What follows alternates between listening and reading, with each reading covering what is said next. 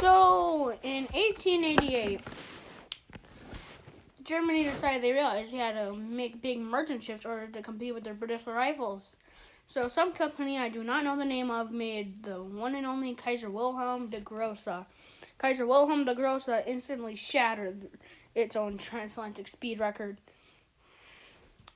for its time at least.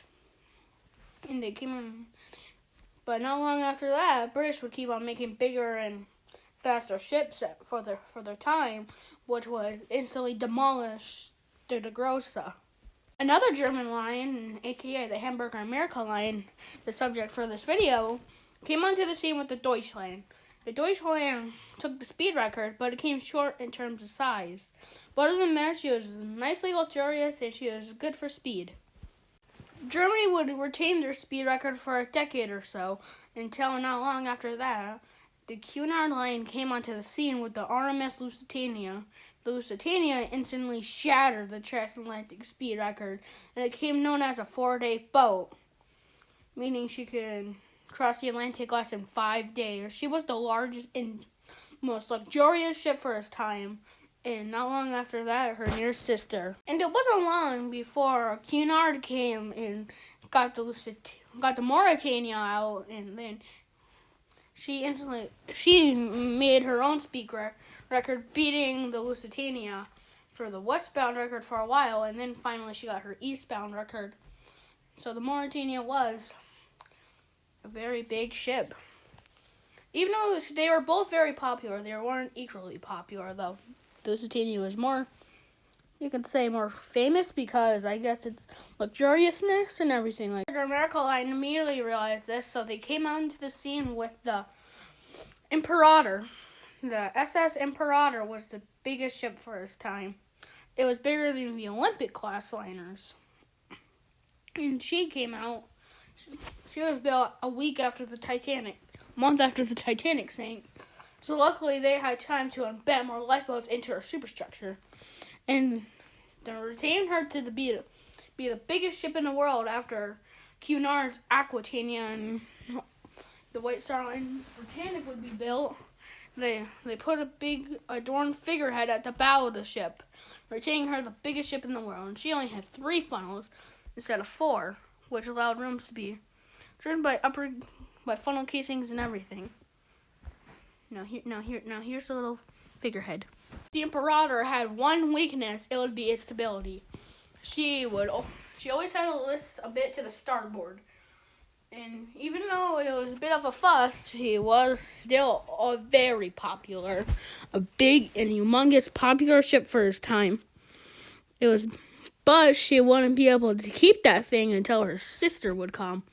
The SS Vaterland was the Imperator's second sister. Vaterland was not adorned with a figurehead, but other cool artworks at the bow. And also she had a different bridge design than the Imperator. But the Bismarck, their third sister, would attain this. So during World War I, Vaterland would be in American ports, while the Imperator was safe in Hamburg.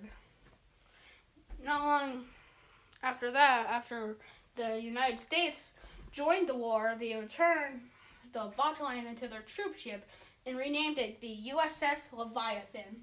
The USS Leviathan was a bit of a struggle to turn into one because she was a big ship and they did not know how to operate something like that, since normally British and only Germany had these ships like this.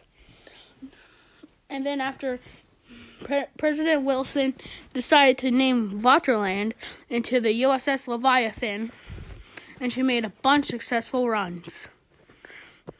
Not long then, they heard of the loss of the Lusitania and HMHS Britannic. So then, after the war was over, British demanded for ships because they replaced a bunch of the ships that were lost during the Great War. So, the Hamburger America line decided it was a tough decision that they would have to give up the Imperator class. So, the Imperator went straight to Cunard, and they renamed it Beringania. And the American got to keep the USS Leviathan, while the Bismarck was still under construction. Cunard did not really like the Imperator. They were unpleased by its bad instability. So they put her in for refitting, and then she came back under the name of Artemis Beringania, after Queen Beringania. And then finally the Bismarck was done, and they gave it to the White Star Line. They renamed it the Majestic.